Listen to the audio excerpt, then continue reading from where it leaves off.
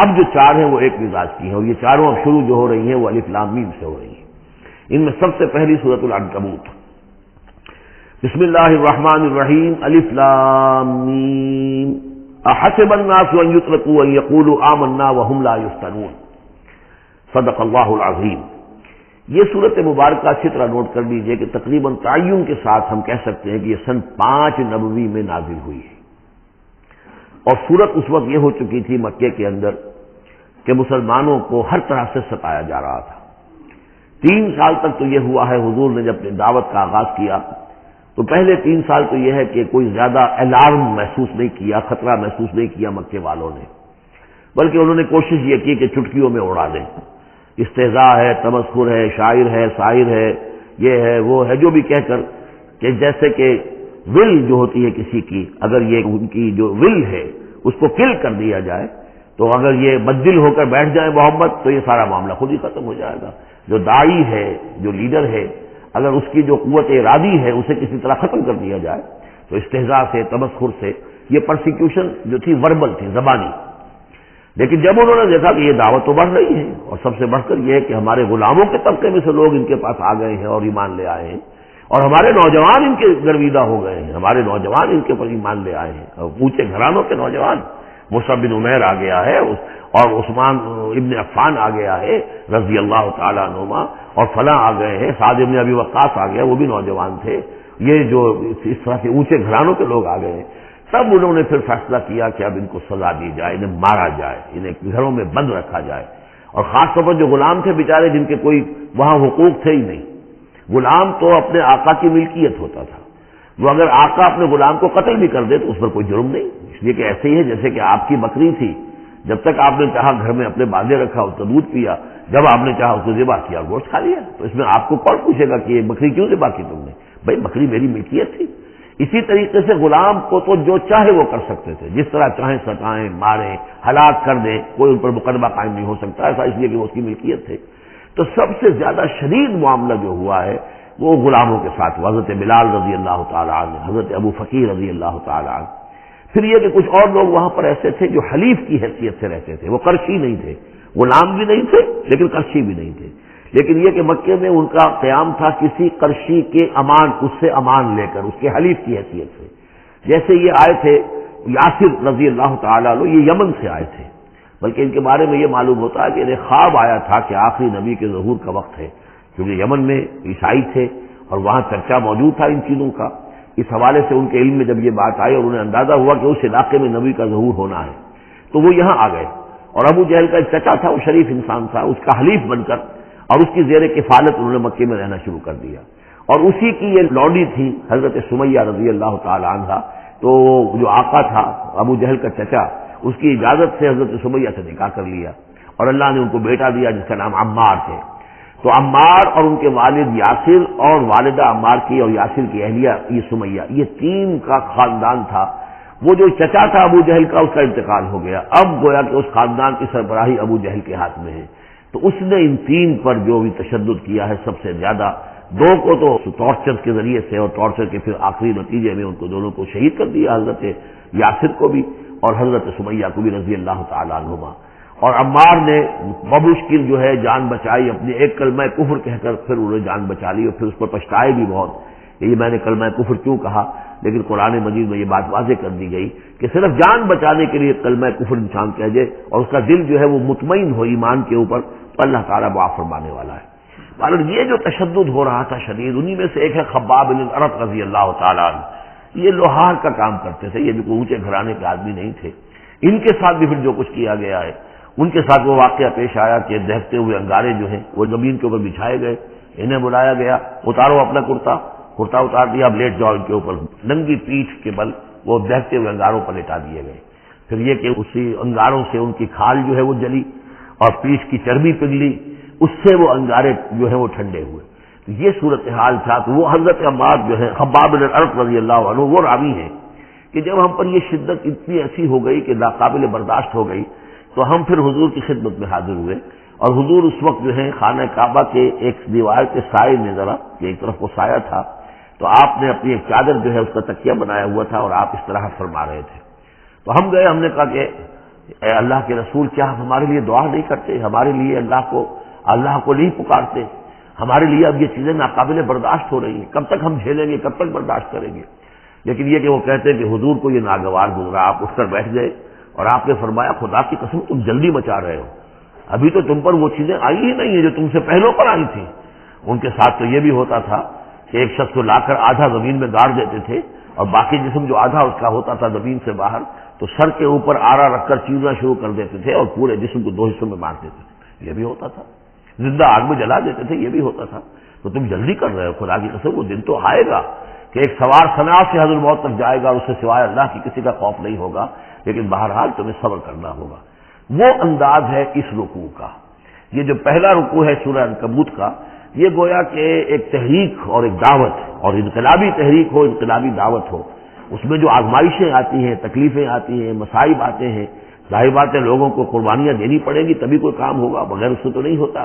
اور جب تصادم کا مرحلہ شروع ہو جائے، جب یہ ہے کہ ایک معاشرہ جو ہے جس کے اندر کہ وہ کام کر رہے ہیں وہ محسوس کریں کہ یہ ہمارے لیے خطرہ بن گئے ہیں، وہ پرسیکیوٹ کریں اور انہیں ستائیں، تو پھر اس وقت جو مسائل ہوں گے ذہنوں کے اندر ان کا حل ہے اس میں، اور یہ اس اعتبار سے ضربۃ السلام ہے پورے قرآن مجید میں، اس موضوع کے اعتبار سے یہ چوٹی ہے۔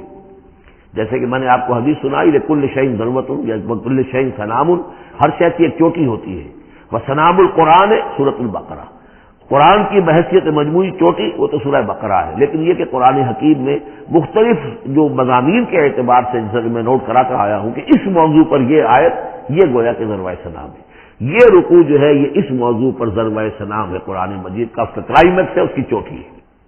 الف لام میم احسب الناس ان یترکوا ان یقولوا آمنا وهم لا یفتنون، کیا لوگوں نے یہ سمجھا تھا کہ وہ چھوڑ دیے جائیں گے صرف یہ کہنے سے کہ ہم ایمان لے آئے اور انہیں آزمایا نہ جائے گا؟ اب دیکھ رہے ہیں، اب وہی تیکھا انداز ہے، اظہار ناراضگی ہے، اظہار خفگی ہے، اس لیے کہ تم سے پہلے جو کچھ ہوا ہے۔ اب یہ 3 آیتیں میں آپ کو نوٹ کرا چکا ہوں، سورہ بقرہ کی آیت نمبر 214، ام حسبتم ان تدخلوا الجنة ولما يأتكم مثل الذين خلوا من قبلكم مستهم البأساء والضراء وزلزلوا حتى يقول الرسول والذين آمنوا معه متى نصر الله ألا إن نصر الله قريب۔ یہ آیت ہم پڑھ چکے ہیں، اسی کی ہم مضمون آیت جو ہے سورہ آل عمران میں آئی ہے، آیت نمبر 142، اسی کی ہم مضمون آیت آ چکی ہے سورہ توبہ میں آیت نمبر 16، لیکن یہ کہ یہ مکی قرآن میں یہ آیت ہے، یہ ہے جڑ اور بنیاد، جو ہے کہ اس کا ظہور جو ہو رہا ہے پھر یوں سمجھیے کہ یہ کلی کھلی ہے تو 3 اس کی جو پتیاں نمایاں ہوئی ہیں اس آیت کی، وہ سورہ بقرہ، سورہ آل عمران اور سورہ توبہ میں ہے۔ حسب الناس، اور ناس کہا ہے، یہ بھی نہیں کہ اہل ایمان کو یہ غلط فہمی ہو گئی تھی، یہ بھی ایک طرح سے عتاب کا انداز ہے، اللہ تعالیٰ ناراضگی کا اظہار کر رہے ہیں، تم جلدی مچا رہے ہو۔ احسب الناس ان یترکوا ان یقولوا آمنا وهم لا یفتنون، کیا لوگوں نے یہ سمجھا تھا کہ وہ یہ کہنے سے جنت میں داخل ہو جائیں گے، چھوڑ دیے جائیں گے کہ ہم ایمان لے آئے، انہیں آزمایا نہ جائے گا؟ وَلَقَدْ فَتَنَّا الَّذِينَ مِن قَبْلِهِمْ، ہم نے تو جو بھی ان سے پہلے تھے ان کو بھی آزمایا ہے، ہر ایک کو آزمایا، آزمائش کے بغیر ہم نہیں کسی کے ایمان کو تسلیم کرتے۔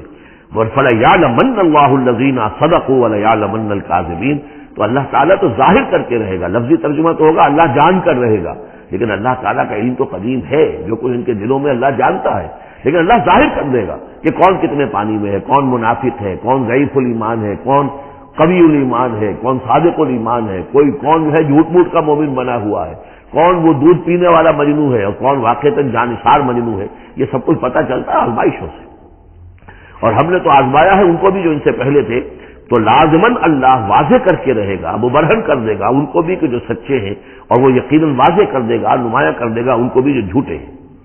اب اس کے ساتھ ہی دیکھیے اس میں جو عجیب آپ کو بات ملے گی اس رکوع میں، یہ 2 آیتیں آئی ہیں، کیونکہ ایک آیت تو حروف مقطعات پر تھی، یہ 2 آیتیں آئی ہیں، اس میں تو ایک طرح کی ڈانٹ پڑ گئی ہے صحابہ کرام کے اوپر جنہوں نے ذرا سا بھی شکوہ کیا تھا، لیکن اب 2 آیتوں میں اس کی دلجوئی ہے ان کی، یعنی یہ کہ ایک طرف ترغیب ہے تو ترغیب بھی ہے، جیسے کوئی شفیق استاد ہوتا ہے کبھی کسی وقت ڈانٹتا بھی ہے، کوئی گھڑکی بھی دیتا ہے، کوئی جھڑکی بھی دیتا ہے، کسی وقت مارتا بھی ہے، سزا بھی دیتا ہے، پھر لیکن کسی وقت پھر یہ کہ حوصلہ افزائی بھی کرتا ہے، تھپکی بھی دیتا ہے، پیٹھ پر ہاتھ رکھتا ہے۔ تو اس طریقے سے یہ اللہ تعالیٰ کا معاملہ اپنے بندوں کے ساتھ اسی طرح ہے، جیسے کہ حدیث میں آیا خلق و عیال اللہ، مخلوق جو ہے اللہ تعالیٰ کے لیے اس کے کنبے کی حیثیت رکھتی ہے۔ تو 2 آیتیں جو آئی ہیں وہ تو گویا کہ ایک طرح سے سرزنش کی اور اظہار ناراضگی، اظہار خفگی۔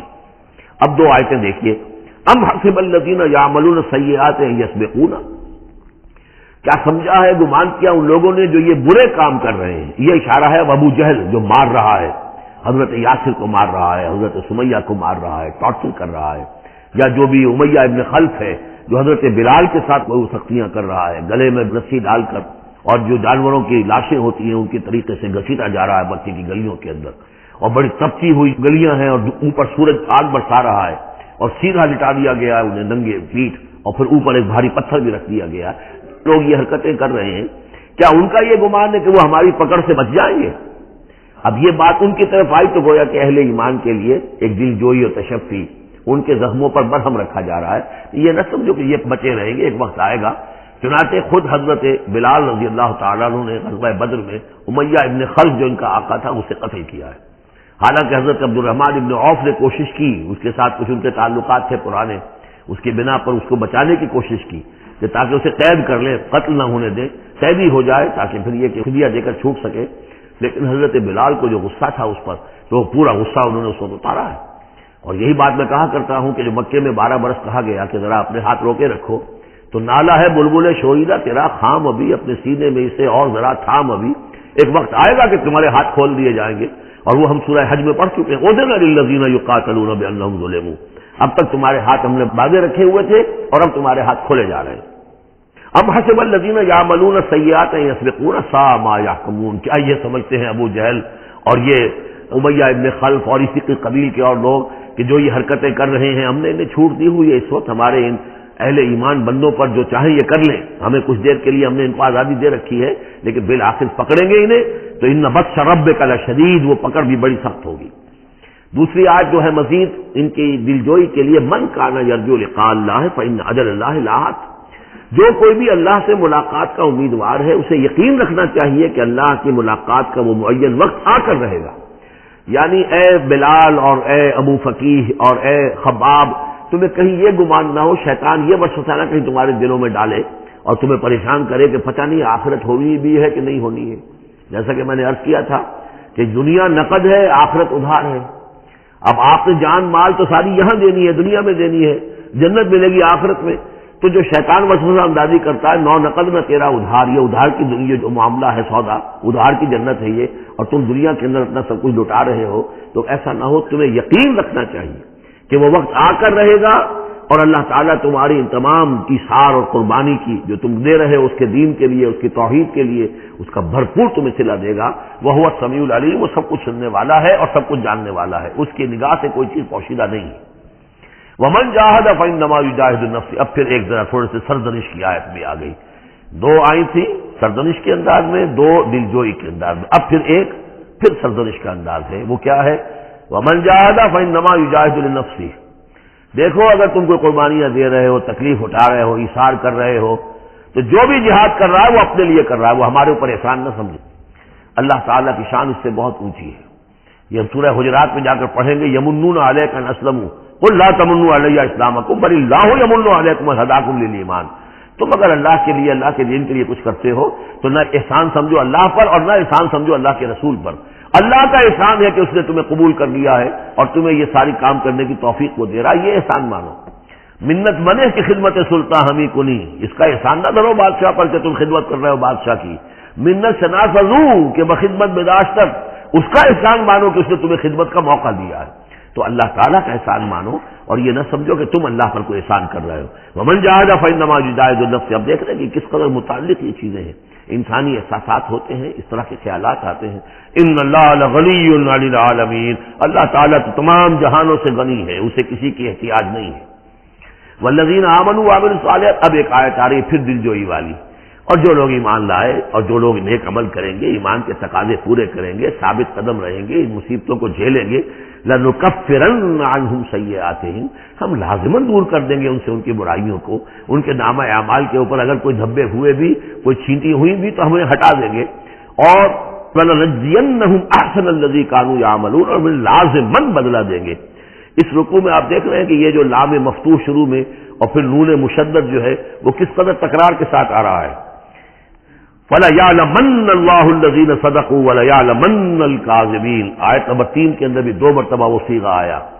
اب یہاں جو آیا لَنُكَفِّرَنَّ عَنْهُمْ سَيِّئَاتِهِمْ، ہم لازماً ان سے ان کی برائیوں کو دور کر دیں گے، وَلَنَجْزِيَنَّهُمْ أَحْسَنَ الَّذِي كَانُوا يَعْمَلُونَ، اور یقیناً بدلہ دیں گے انہیں بہت عمدہ ان کے اعمال کا۔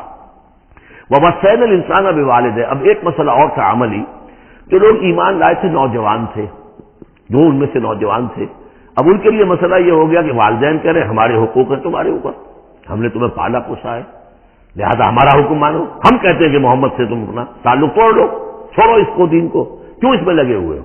آخر تم ہماری اولاد ہو، ہم نے تمہیں پالا، خاص طور پہ ماں حضرت سعد بن ابی وقاص کی والدہ، والد تو فوت ہو چکے تھے لیکن والدہ جو ہے اسے بڑے ناز و نام میں پالا تھا، اب اس کے بعد مرن برت رکھ لیا اس عورت نے، ماں جو تھی حضرت سعد بن ابی وقاص کی۔ اگر سعد اپنے باپ کے دین میں واپس نہیں آتا تو میں اپنے آپ کو ہلاک کر دوں گی، مر جاؤں گی، نہ کچھ کھاؤں گی نہ پیوں گی۔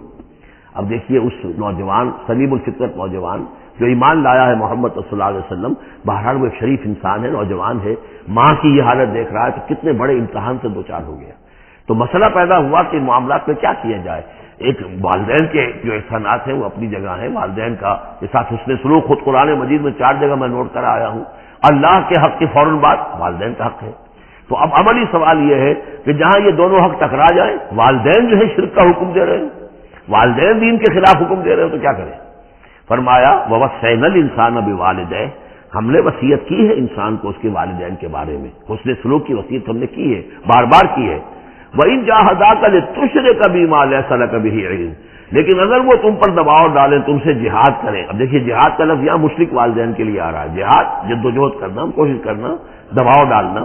وَإِن جَاهَدَاكَ لِتُشْرِكَ بِمَا لَيْسَ لَكَ بِهِ عِلْمٌ، کہ میرے ساتھ تم شرک کرو اور شریک ٹھہراؤ ایسی چیزوں کو جس کے لیے تمہارے پاس کوئی علم نہیں، فَلَا تُطِعْهُمَا، تو ان کا کہنا نہ مانو۔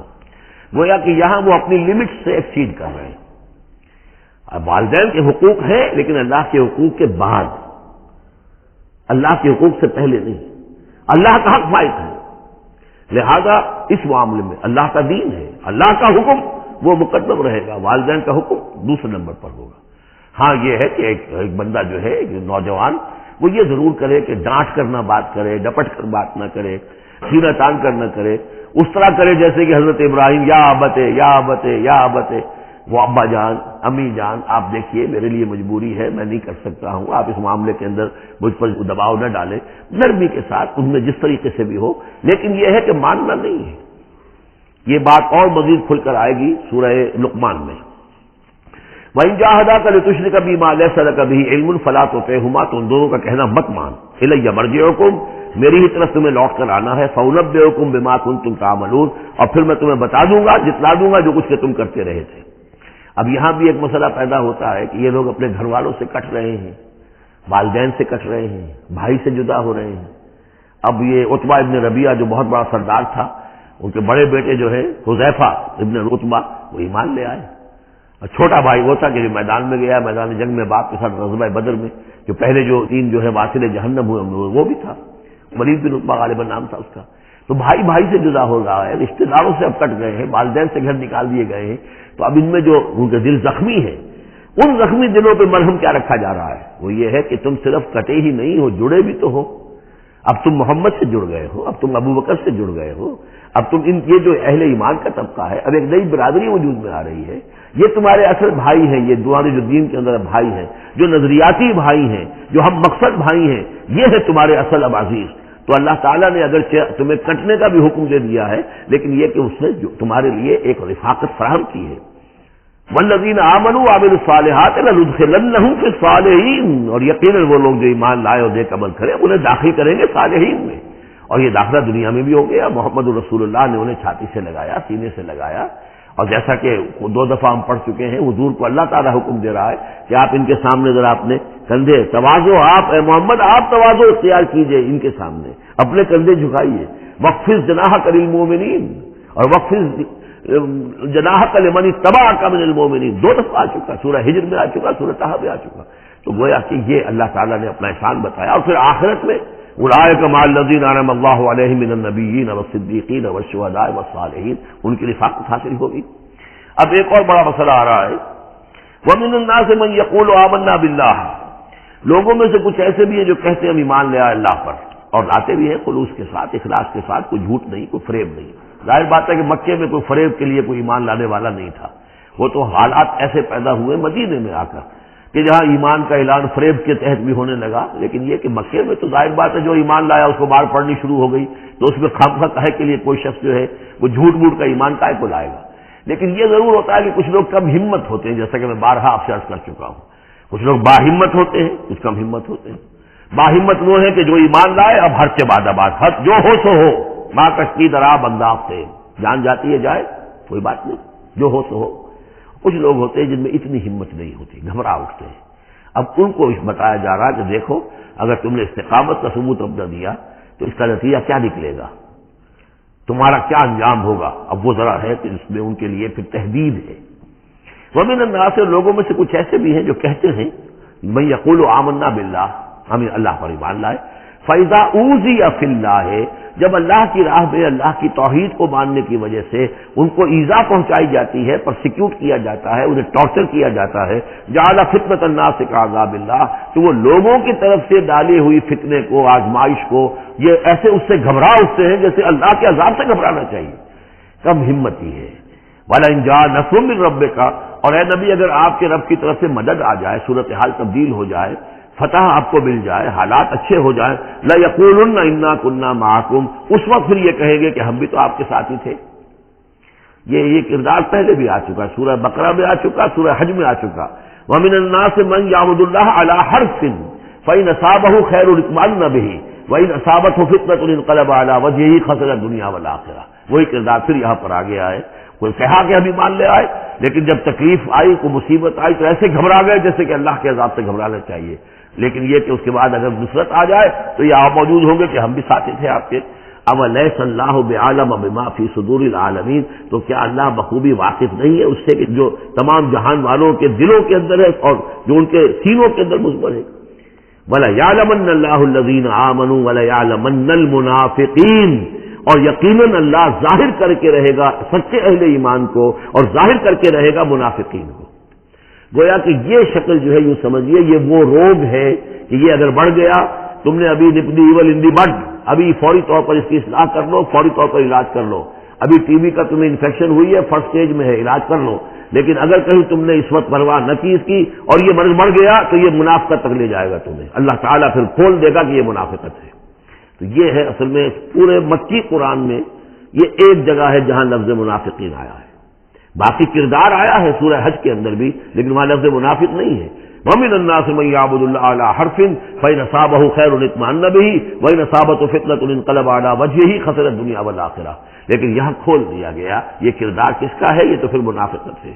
وَلَيَعْلَمَنَّ اللَّهُ الَّذِينَ آمَنُوا وَلَيَعْلَمَنَّ الْمُنَافِقِينَ۔ اب ایک اور تیسرا پرابلم ہے، یہ تین پرابلم یہاں پر ٹیکل کیے گئے ہیں۔ وہ نوجوان جن کے والدین ان کے اوپر دباؤ ڈال رہے تھے، یا وہ کم ہمت لوگ جو ان ایذاؤں سے گھبرا رہے تھے، اور تیسرا یہ ہے کہ کچھ بزرگ لوگ بڑے مخلصانہ انداز میں آ کر کہتے ہیں نوجوانوں سے، کہاں اپنا کیریئر برباد کر رہے ہو، اچھی بھلے تعلیم حاصل کر رہے تھے، تم جا رہے تم کس کام میں پڑ گئے ہو، اب تمہاری تعلیم اس درجے کی نہیں رہی ہے، تمہارا کاروبار اچھا جا رہا تھا، کیریئر تھا، تمہارا پروفیشن بہت چمک رہا تھا اور تم اس کام میں پڑ گئے ہو۔ دیکھو یہ تو ایک شخص نے تمہیں ورگلا دیا، دیکھو ہمارے راستے پر چلو، راستہ صحیح یہی ہے، ہم آخر بوڑھے لوگ ہیں، ہمارا تجربہ ہے، ہم نے اپنے بال دھوپ میں سفید نہیں کیے ہیں، ہم تمہیں اپنے تجربے کی وجہ سے کہہ رہے ہیں کہ ہمارے راستے ہی پر چلتے رہو اور کوئی اس کے اندر نقصان نہیں ہوگا، کوئی اللہ کے یہاں پکڑ نہیں ہوگی، اور اچھا اگر اللہ کے یہاں پکڑ ہوئی تو تمہاری طرف سے ہم جواب دہ ہیں، تمہارے گناہوں کا بوجھ ہم اٹھا لیں گے۔ اب یہ گویا کہ نہایت ناصحانہ انداز، مخلصانہ انداز، بزرگانہ انداز، اس میں یہ بات کہی جاتی تھی۔ اب اس میں کیا کریں، اس کا جواب دیا گیا، وَقَالَ الَّذِينَ كَفَرُوا لِلَّذِينَ آمَنُوا اتَّبِعُوا سَبِيلَنَا، اور کہتے ہیں یہ کافر ان سے کہ جو ایمان لے آئے، ہمارے ہی راستے کی پیروی کرو، چلے آؤ انہی راستوں پر، وَلْنَحْمِلْ خَطَايَاكُمْ، ہم اٹھا لیں گے تمہاری خطاؤں کو، یعنی تمہاری خطاؤں کا بوجھ، تمہارے گناہوں کی سزا ہم بھگت لیں گے۔ وَمَا هُمْ بِحَامِلِينَ مِنْ خَطَايَاهُم مِّن شَيْءٍ، اور نہیں ہے وہ ان کی خطاؤں میں سے اٹھانے والے کچھ بھی، إِنَّهُمْ لَكَاذِبُونَ، وہ جھوٹ بول رہے ہیں۔ وَلَا يَحْمِلُنَّ أَثْقَالَهُمْ وَأَثْقَالًا مَّعَ أَثْقَالِهِمْ، البتہ وہ اٹھائیں گے لازماً، پھر دیکھیے وہ لَيَعْلَمَنَّ اللَّهُ الَّذِينَ آمَنُوا وَلَيَعْلَمَنَّ الْمُنَافِقِينَ، اور یہاں پھر وہ لفظ آیا وَلَا يَحْمِلُنَّ أَثْقَالَهُمْ، وہ لازماً اٹھائیں گے اپنے بوجھ بھی، اور جو گمراہ کرنے کی کوشش کر رہے ہیں اس کی وجہ سے اپنے بوجھوں میں اضافہ کر رہے ہیں وہ، مزید بوجھ ہوں گے، لیکن اے نوجوانوں اگر تم نے ان کی بات مان لی تو تمہارے بوجھ جو ہے وہ نہیں دے سکیں گے، وہ تمہیں کو اٹھانے پڑیں گے۔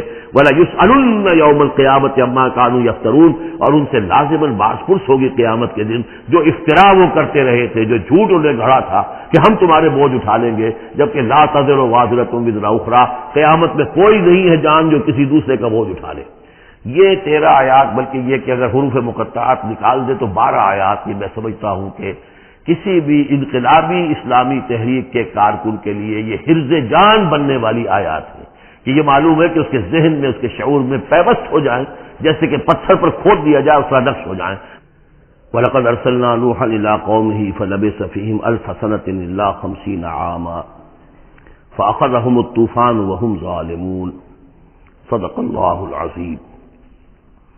رب اشرح لي صدری ويسر لي امری واحلل عقدۃ من لسانی یفقهوا قولی۔ سورہ عنکبوت کے کل 7 رکوع ہیں۔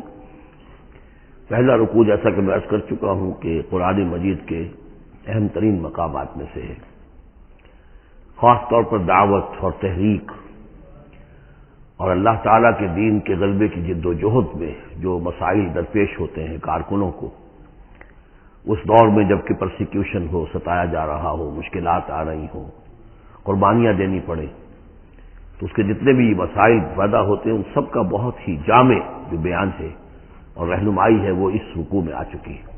اسی لیے میں نے اس پر زیادہ وقت صرف کیا ہے کہ جو عام طور پہ دورہ ترجمہ قرآن کے درمیان اتنا وقت جو نہیں لگایا جا سکتا۔ تو یہ نوٹ کر لیجئے کہ مطالعہ قرآن حکیم کے جس منتخب نصاب کا میں تذکرہ کرتا رہا ہوں چند دنوں سے، اس کا جو 5واں حصہ ہے اس کا پہلا سبق جو ہے وہ اسی سورہ عنکبوت کے پہلے رکوع پر مشتمل ہے، اور یہ اس حصے کا یوں سمجھیے کہ بمنزلہ فاتحہ ہے اس حصے کے لیے۔ اب جو بقیہ 6 رکوع ہیں ان میں 3 میں انباء الرسل کا معاملہ آ رہا ہے، لیکن ظاہر بات ہے کہ یہاں جو انباء الرسل آ رہے ہیں تو بیچ بیچ میں خاص طور پر یہی جو مسئلہ ہے بیک گراؤنڈ میں جو مسلمانوں کو مسائل درپیش ہیں اور جو اس وقت حضور صلی اللہ علیہ وسلم اور آپ کے ساتھی جن مسائل سے دوچار ہیں، اور جو کچھ کے کشاکش جو ہے مکے میں ہو رہی ہے اہل کفر اور اہل ایمان کے مابین، تو اس کے یوں سمجھیے بٹوین دی لائنز وقفے وقفے سے اس کی طرف بھی اشارے ہیں۔ پھر جو بقیہ 3 رکوع رہ جائیں گے ان 3 رکوعوں میں 2 لڑیاں ہیں جو بٹی ہوئی ہیں، ایک لڑی میں خطاب ہے مشرکین عرب کی طرف، اور ایک لڑی میں جو اہل ایمان تھے، جو حضور صلی اللہ علیہ وسلم پر ایمان لائے تھے، جو ان مشکلات سے دوچار تھے، وہاں بھی پھر گن کر 10 ہدایات ان کو دی گئی ہیں۔ لیکن وہاں یہی ہے کہ وہ بٹی ہوئی ہونے کی وجہ سے لڑیاں وہ کٹا پھٹا معاملہ ہوگا، جیسے کہ سورہ بقرہ میں آپ کو بتا چکا ہوں یا سورہ نساء میں۔ وَلَقَدْ أَرْسَلْنَا نُوحًا إِلَىٰ قَوْمِهِ، اور ہم نے بھیجا تھا نوح کو اس کی قوم کی طرف، فَلَبِثَ فِيهِمْ أَلْفَ سَنَةٍ إِلَّا 50 عَامًا، تو رہا ان کے مابین وہ 1000 برس سے صرف 50 برس کم، 950 برس۔ حضرت نوح کا ذکر کتنی مرتبہ آ چکا ہے، لیکن یہ بات پہلے کبھی نہیں کہی گئی، یہاں کیوں کہی گئی؟ کہ اے مسلمانوں تم ابھی پریشان ہو گئے ہو، ابھی اس کے امتحان اور بھی ہیں، اور جیسے کہ سورہ انعام میں آیا تھا، اے نبی اگر آپ کو یہ جھٹلا رہے ہیں وہیں یکذبوک فقد کذب رسل من قبلک، تو آپ سے پہلے ہمارے رسول تھے انہوں نے صبر کیا۔ ذرا یاد کیجئے کہ ہمارے بندے نوح نے علیہ الصلوۃ والسلام 950 برس تک صبر کیا۔ تو اے مسلمانوں تم سوچو، تم ابھی سے گھبرا گئے؟ یہ موج پریشاں خاطر کو پیغام لبے ساحل نے دیا ہے، دور وصال بحر کبھی تو موجوں میں گھبرا بھی گئی۔ فاخذہم الطوفان وہم ظالمون، تو اس کی قوم کو، حضرت نوح کی قوم کو آ پکڑا طوفان نے اور وہ ظالم تھے، گنہگار تھے۔ فانجیناہ واصحاب السفینہ، تو ہم نے بچا لیا اس کو یعنی حضرت نوح کو اور کشتی والوں کو۔ وجعلناها آیۃ للعالمین، اور اسے ہم نے بنا دیا تمام جہان والوں کے لیے ایک نشانی۔ وابراہیم، اور ہم نے بھیجا ابراہیم کو، اس قال لقومہ، جبکہ اس نے کہا اپنی قوم سے، اعبدوا اللہ واتقوہ، اللہ کی بندگی اختیار کرو اور اس کا تقوی اختیار کرو۔ ذالکم خیر لکم ان کنتم تعلمون، یہی تمہارے لیے بہتر ہے اگر علم رکھتے ہو۔ انما تعبدون من دون اللہ اوثانا، یہ جن کو تم پوج رہے ہو اللہ کو چھوڑ کر، یہ تو صرف کوئی بت ہیں، ان کے تھان ہیں جو تم نے بنا لیے ہیں۔ وتخلقون افکا، اور تم نے جھوٹ موٹ گھڑا ہوا ہے، یہ اس کی کوئی بنیاد نہیں، کوئی سند نہیں، نہ عقل میں اور نہ ہی کسی اللہ کی اتاری ہوئی کتاب میں۔ ان الذین تعبدون من دون اللہ لا یملکون لکم رزقا، یہ لوگ جنہیں تم پوجتے ہو اللہ کے سوا وہ تمہیں رزق نہیں دینے کا اختیار رکھتے۔ فابتغوا عند اللہ الرزق، تو رزق تلاش کرو اللہ کے پاس، اللہ سے مانگو رزق۔ اللہ سے اپنی مشکل کشائی کی درخواست کرو، اللہ سے اپنی حاجت روائی کے لیے دعا کرو، وَاعْبُدُوهُ اور اس کی بندگی کرو، وَاشْكُرُوا لَهُ اور اس کا شکر ادا کرو، الیہ ترجعون یقیناً اسی کی طرف تم لوٹا دیے جاؤ گے۔ اب یہ ذکر حضرت ابراہیم کا کر کر طویل جو ہے ایک جملہ معترضہ آ رہا ہے کہ رخ موڑ دیا گیا ہے اس وقت جو کشاکش ہو رہی تھی حضور کے اور مشرکین مکہ کے درمیان، اب ذکر اس کا ہو رہا ہے۔ وَإِن تُكَذِّبُوا گویا کہ اب خطاب ہو رہا ہے اہل مکہ سے، اور اگر تم جھٹلا رہے ہو فقد کذب امم من قبلکم، تو دیکھو تم سے پہلے بہت سی قوموں نے جھٹلایا، وما علی الرسول الا البلاغ المبین، اور ہمارے رسول پر محمد پر صلی اللہ علیہ وسلم کوئی ذمہ داری نہیں ہے سوائے واضح طور پر اور صاف صاف پہنچا دینے کی۔ اولم یروا کیف یبدی اللہ الخلق ثم یعیدہ، کیا وہ دیکھتے نہیں ہے کیسے اللہ تعالیٰ تخلیق پہلی مرتبہ کرتا ہے پھر وہ دوبارہ بھی کرے گا۔ ان ذلک علی اللہ یسیر، اور یہ اللہ تعالیٰ پر بہت آسان ہے۔ قل سیروا فی الارض فانظروا، اور تو ان سے کہیے کہ ذرا گھومو پھرو زمین میں اور دیکھو کیف بدأ الخلق، کیسے اللہ تعالیٰ پہلے تخلیق کیا ہے اس نے خلق کو، ثم اللہ ينشئ النشأة الآخرہ، پھر اللہ اٹھائے گا یا اٹھاتا ہے۔ دنیا میں بھی ہو رہا ہے کہ کھیتی جو ہے وہ ختم ہو گئی، پھر اگلی پھر ایک فصل آ گئی، پھر فصل آ گئی، یہ تو ایک سائیکل چل رہا ہے، اور پھر یہ کہ اللہ تعالیٰ دوسری مرتبہ تمہیں اسی طرح اٹھا دے گا۔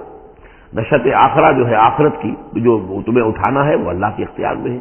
ان اللہ علی کل شیء قدیر، یقیناً اللہ ہر شے پر قادر ہے۔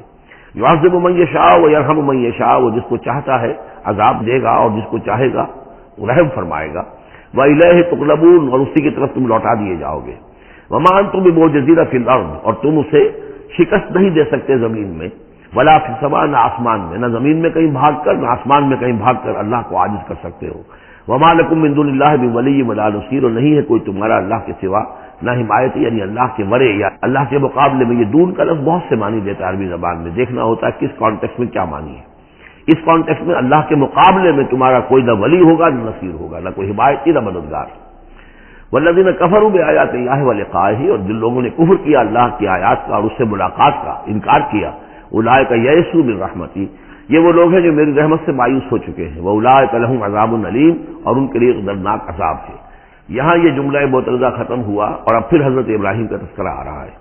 فما کان جواب قومہ، تو نہیں تھا کوئی جواب حضرت ابراہیم کی قوم کا، الا ان قالوا، سوائے اس کے کہ انہوں نے کہا اقتلوہ او حرقوہ، اس ابراہیم کو قتل کر دو یا اسے جلا دو۔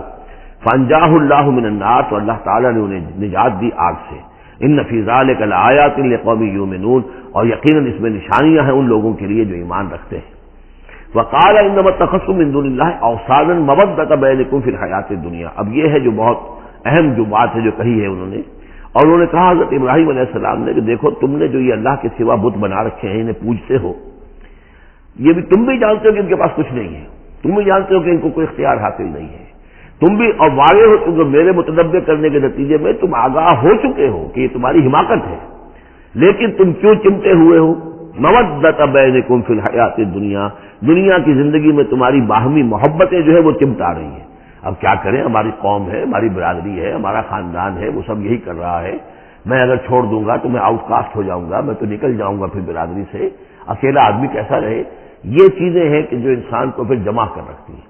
جیسے عصبیت کا ذکر آیا تھا پچھلی صورت میں کہ اب عصبیت نہیں ہونی چاہیے، اسی طریقے سے یہ عصبیت ہی نہیں بلکہ یہ کہ جتنے بھی رشتہ داریاں ہیں، دوستیاں ہیں، کاروبار ہیں، یہ معاملہ جو ہے کہ حق تم پر منکشف ہو چکا ہے، تم جان چکے ہو کہ یہ صرف کوئی شے نہیں ہے یہ تم کر رہے تھے، تمہارے آباء و اجداد نے جو رسمیں ڈالی ہوئی ہیں، اور تمہیں میں نے متنبع کر دیا ہے، تم نے اپنے جیوں میں جھانک کر دیکھ لیا ہے، اپنے گریبان میں جھانک کر دیکھ لیا ہے، اور تم پر یہ بات منکشف ہو چکی ہے کہ جو میں کہہ رہا ہوں وہ ٹھیک ہے، پھر بھی تم جو چمٹے ہوئے ہو اپنے اس نظام کے ساتھ، تو اس کا سبب صرف ایک ہے، وقال انما اتخذتم من دون اللہ اوثانا مودۃ بینکم فی الحیاۃ الدنیا، تمہاری باہمی محبتیں جو ہیں دنیا کی زندگی میں وہ تمہیں چمٹائے رہتی ہیں۔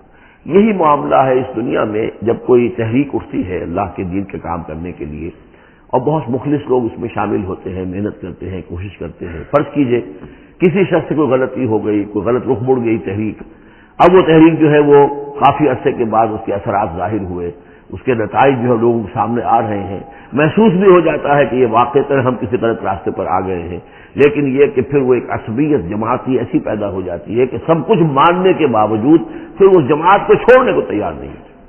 ہماری دوستیاں ہیں، ہماری رشتہ داریاں ہیں، ہمارے کاروباری تعلقات ہیں، یا یہ کہ کچھ لوگوں کے تو اپنے مفادات بھی اس میں شامل ہو جاتے ہیں، اس لیے کہ کچھ عرصے کے بعد ہر جماعت جو ہے وہ ایک فرقہ بن جاتی ہے۔ جیسے کہ آپ کو معلوم ہے کہ اللہ تعالیٰ نے اس امت کے لیے جو ہے وہ 3 چیزوں کا بندوبست کیا ہے ختم نبوت کے خلا کو پر کرنے کے لیے۔ نبوت ختم ہو گئی محمد رسول اللہ پر، تو جو خلا پیدا ہوا وہ 3 چیزوں سے پر ہوا۔ نمبر 1، قرآن کی حفاظت کا ذمہ اللہ نے لے لیا، جب پہلے تورات کا لیا تھا نہ انجیل کا لیا تھا۔ نمبر 2، ہر صدی میں مجددین کے اٹھانے کا اہتمام کر لیا، ایسے لوگ اٹھاتے رہے، نبی تو نہیں ہوں گے، وہی نہیں آئے گی، لیکن وہ دین کو تازہ کریں گے، دین کی حقیقی تعلیمات جو لوگ بھول چکے ہوں گے دوبارہ یاد دلائیں گے، دین کی اصل حقائق کی طرف متوجہ کریں گے۔ اور تیسرا یہ کہ ایک جماعت ضرور قائم رہے گی حق پر، لا تزال فی امتی طائفۃ قائمین علی الحق۔ اب ہوتا کیا ہے، ایک صدی میں کوئی ایک مجدد اٹھا، اس نے محنت کی، کوشش کی، جد و جہد کی، کچھ لوگ اس کے گرد آ گئے، جمع ہو گئے، آوان و انصار ہو گئے، وہ ایک جماعت بن گئے۔ لیکن یہ کہ اگلی نسل میں کیا ہوگا، یہ لوگ جو آئے تھے اس کے ساتھ یہ تو آئے تھے فیس ویلیو پر، اس کو قبول کرنے کے، یہ دعوت صحیح ہے، لیکن ان کی اولاد اب اس لیے سمٹ رہی ہے کہ ہمارے والد تھے اس جماعت میں۔ اب یہ عصبیت کا ایک سلسلہ شروع ہوا۔ تیسری نسل میں آ کر پھر یہ ہو جاتا ہے اتنے عرصے میں اس جماعت کا ایک حلقہ بن گیا، اس کے آپس کے دوستیاں ہیں، تعلقات ہیں، لین دین بھی ہے، رشتہ داریاں بھی ہو گئی ہیں، لہذا وہ ایک فرقے کی شکل اختیار کر لیتے ہیں۔ اب اس فرقے کے ساتھ چمٹ کر لوگ رہتے ہیں، لیکن پھر اللہ تعالیٰ کسی اور کو اٹھاتا ہے اور پھر کوئی اللہ کا بندہ جو ہے اسی کام کو اثر نو شروع کرتا ہے۔ یہی ہوتا آیا ہے، اسی لیے ہر صدی میں مجددین، اس لیے کہ تیسری نسل میں آ کر دعوت جو ہے وہ لازماً اس کے اندر خرابی پیدا ہو جاتی ہے۔ اس لیے کہ حضور نے بھی فرمایا خیر امتی قرنی ثم الذین یلونہم ثم الذین یلونہم، بہترین میری امت کا دور تو ہے میرا اپنا دور، پھر وہ جو میرے بعد ہیں اور پھر وہ جو ان کے بعد ہیں، تو 3 نسلوں کو آپ نے خیر قرار دیا ہے۔ اس کے بعد ظاہر بات ہے زوال آیا ہے، ہمارے ہاں بھی آیا ہے۔ جب حضور کی قائم کی ہوئی جماعت میں زوال آ گیا تو اور کون ہوگا بڑا سے بڑا شخص جس کی قائم کی ہوئی کسی جماعت میں زوال نہ آئے۔ یہ تو چیزیں ہوتی ہیں، لیکن ہر شخص کو ہر وقت دیکھنا چاہیے کہ آج کے دور میں دین کا وہ کام کس کے حوالے اللہ نے کیا ہے، کس کو توفیق دی ہے جو صحیح طریقے پر اس کام کو کر رہا ہے، اور اس کا ساتھ دینا چاہیے۔ کسی جماعتی عصبیت، جس طرح کسی قبائلی عصبیت کے اندر مبتلا نہیں ہونا چاہیے، ایسے ہی کسی جماعتی عصبیت میں بھی مبتلا نہیں ہونا چاہیے۔ یہ ہے وہ اہم بات جو یہاں آئی ہے۔ قال انما اتخذتم من دون الله اوثانا المودۃ بینکم فی الحیات الدنیا ثم یوم القیامت یکفر بعضکم ببعض، پھر قیامت میں تم ایک دوسرے کا انکار کرو گے، تم ابھی تو بڑی دوستیاں ہیں، بڑا گٹھ جوڑ ہے۔ وَيَلْعَنُ بَعْضُكُمْ بَعْضًا، تم میں سے بعض دوسروں کو لعنت کریں گے۔ وَمَأْوَاكُمُ النَّارُ، اور تم سب کا ٹھکانہ ہوگی آگ۔ وَمَا لَكُم مِّن نَّاصِرِينَ، اور نہیں ہوگا کوئی تمہارے لیے مدد کرنے والے۔ فآمن لہ لوط، حضرت لوط ایمان لے آئے حضرت ابراہیم پر، وہ ان کے بھتیجے تھے۔ وقال انی مہاجر الی ربی، اور حضرت ابراہیم نے کہا میں اپنے رب کی طرف ہجرت کر رہا ہوں۔ وہ اپنا ملک چھوڑ کر چلے آئے شام کی طرف۔ قرآن مجید میں کہیں بھی پھر اس کے بعد یہ تذکرہ نہیں ملتا کہ ان کی قوم کا کیا حشر ہوا، پیچھے ان کو ہلاک کیا گیا، کیا ہوا، واللہ عالم۔ انہ هو العزیز الحکیم، یقیناً اللہ تعالیٰ زبردست حکمت والا۔ ووہبنا لہ اسحاق و یعقوب، اور ہم نے اسے اسحاق جیسا بیٹا دیا، یعقوب جیسا پوتا دیا۔ وجعلنا فی ذریتہ النبوۃ والکتاب، اور پھر ہم نے اسی کی نسل میں، اسی کی اولاد میں نبوت اور کتاب رکھ دی۔ یہ نوٹ کر لیجئے کہ حضرت ابراہیم علیہ السلام کے بعد کوئی نبی، کوئی رسول اس دنیا میں ان کی نسل سے باہر نہیں آیا، لیکن یہ کہ ان کی نسل کہاں کہاں پھیلی ہے یہ ہم نہیں جانتے۔ حضرت ابراہیم کے بیٹے حضرت اسحاق، ان کی نسل کتنی تھی، کہاں کہاں گئی ہے، یہ تورات نے تو محفوظ رکھا ہے صرف یعقوب کو، اس لیے کہ بنی اسرائیل کیونکہ یہ لوگ ہیں، اس اپنی نسلی وہ جو بات تھی اس کے حوالے سے حضرت یعقوب کے بارے میں تو ساری چیزیں موجود ہیں۔ حضرت اسحاق کی کوئی اور بیٹا بھی تھا کہ نہیں تھا، عیسو تھا مثلا، تو وہ عیسو کہاں ہے، اس کی اولاد کہاں گئی؟ اس طرح بنی قطورہ، کئی بیٹے تھے حضرت ابراہیم کے حضرت قطورہ سے، تو ان میں سے صرف ایک کا ہمیں تذکرہ ملتا ہے، وہ ہے حضرت شعیب جس سے نسل میں آئے ہیں مدین کی اولاد، باقی کہاں گئے؟ تو اسی طریقے سے یہ در حقیقت یہ اولاد ابراہیم کہاں کہاں پھیلی ہے، جیسے کہ میرا گمان ہے کہ ہندوستان میں بھی آئی ہے۔ نہ صرف یہ کہ ہو سکتا ہے کہ حضرت اسحاق کی اولاد میں سے عیسو کی اولاد آئی ہو اور وہ یہاں پر آباد ہوئی ہو، لیکن یہ کہ ان کا تعلق بھی یہ خاص طور پر برہمن طبقہ جو ہے میں سمجھتا ہوں کہ وہ اسی طریقے سے ابراہیم کی نسل سے ہے۔ برہمن ابراہیم سے تعلق رکھنے والا برہمن، تو یہ میں سمجھتا ہوں کہ لفظی جو ہے اس میں مناسبت موجود ہے۔ واللہ عالم، یقین سے ہم نہیں کہہ سکتے، الا یہ کہ کوئی شخص ہسٹری کا اس کو اپنا ریسرچ کا موضوع بنائے، بڑا عالم ہو، وہ لائبریریاں جو ہے کھنگالے اور پرانی تاریخیں دیکھے، شاید۔ وَوَهَبْنَا لَهُ إِسْحَاقَ وَيَعْقُوبَ وَجَعَلْنَا فِي ذُرِّيَّتِهِ النُّبُوَّةَ وَالْكِتَابَ، ہم نے اسی کی نسل میں، اسی کی اولاد میں نبوت اور کتاب رکھ دی. طویل عرصے تک وہ نبوت و کتاب آتی رہی حضرت یعقوب کی اولاد میں، پھر آخری نبوت و رسالت حضرت اسماعیل کی اولاد میں. وَآتَيْنَاهُ أَجْرَهُ فِي الدُّنْيَا، ہم نے اسے اجر جو ہے دنیا میں بھی عطا فرمایا. وَإِنَّهُ فِي الْآخِرَةِ لَمِنَ الصَّالِحِينَ، اور یقیناً وہ آخرت میں ہمارے بڑے نیک بندوں میں سے ہیں.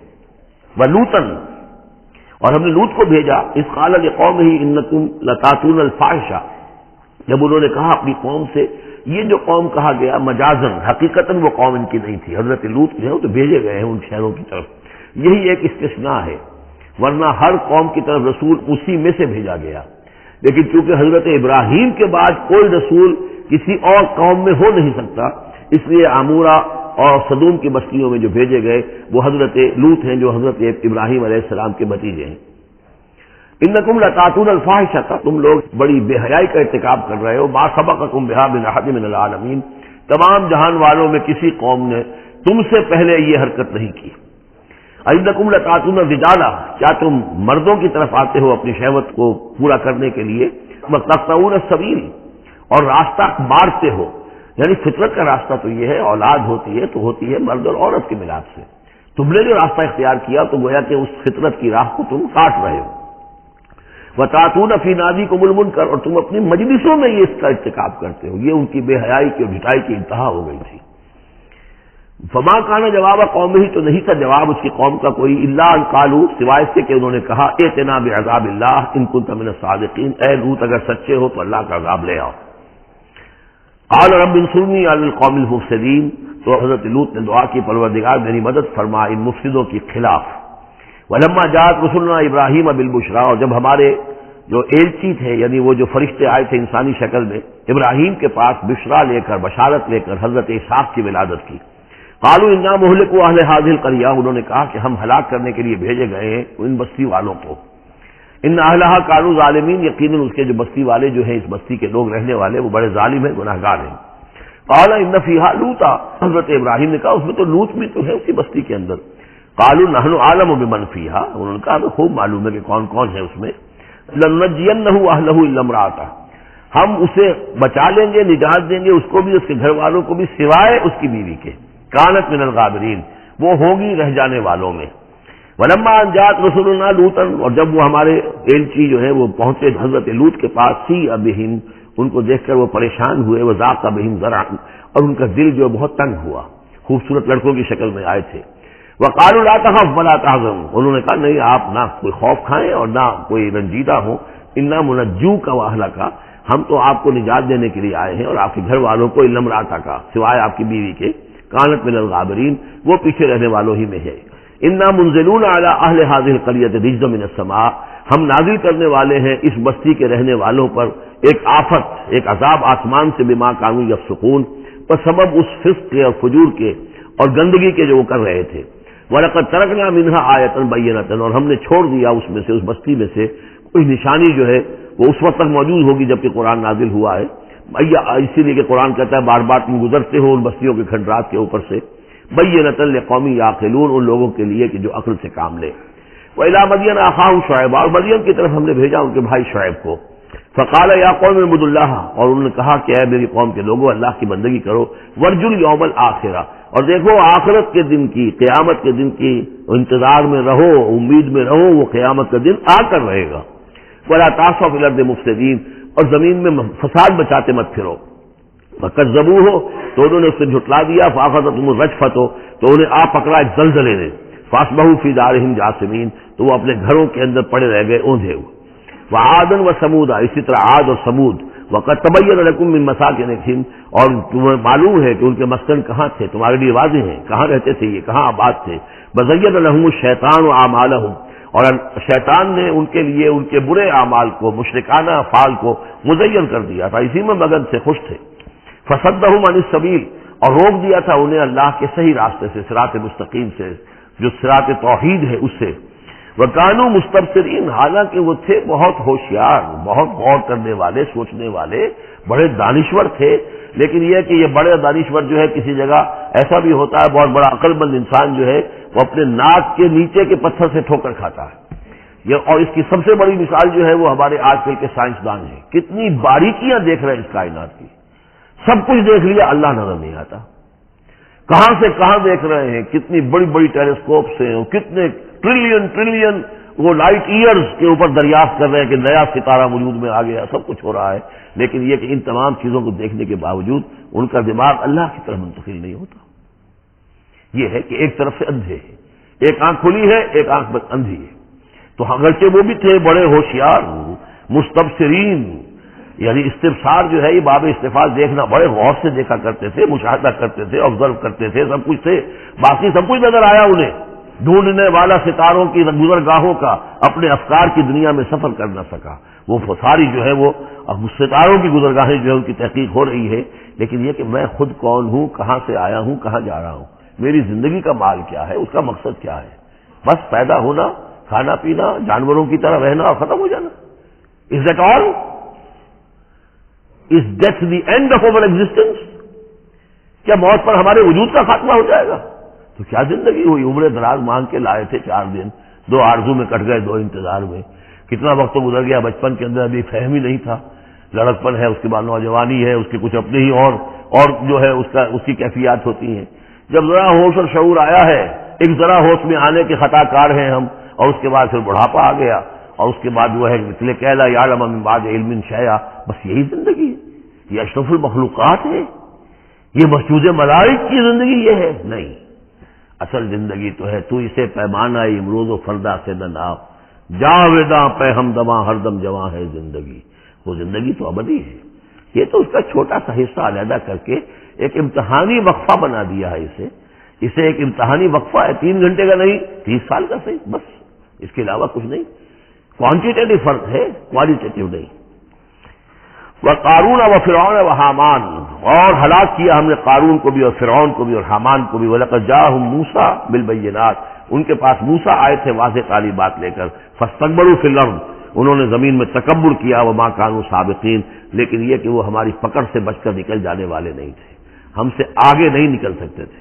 فَكُلًّا أَخَذْنَا بِذَنبِهِ، ہم نے سب کو پکڑا ان کے گناہوں کی پاداش میں، فَمِنْهُم مَّنْ أَرْسَلْنَا عَلَيْهِمْ حَاصِبًا، تو ان میں وہ بھی تھے کہ جن پر ہم نے ایسی زوردار ہوا بھیجی جس میں پتھراؤ تھا، وہ ہوا جو ہے ان کو پتھراؤ کر رہی تھی، تو یہ قوم لوط پر بھی ہوا ہے، اور بعض حضرات کے نزدیک قوم عاد پر بھی، سخرها علیہم 7 لیال و8 ایام حسوما فترى القوم فیہا صرعا، ایک ایسی تیز آندھی آئی ہے، 7 راتیں اور 8 دن چلتی رہی کہ اس نے اٹھا کر پٹخا ہے، اور اس میں وہ کنکر بھی تھے، وہ بلیٹس کا کام کر رہے تھے، اور سے بڑے پتھر تھے وہ کام کر رہے تھے میزائلز کا، تو یہ سب کے سب ہلاک ہو گئے۔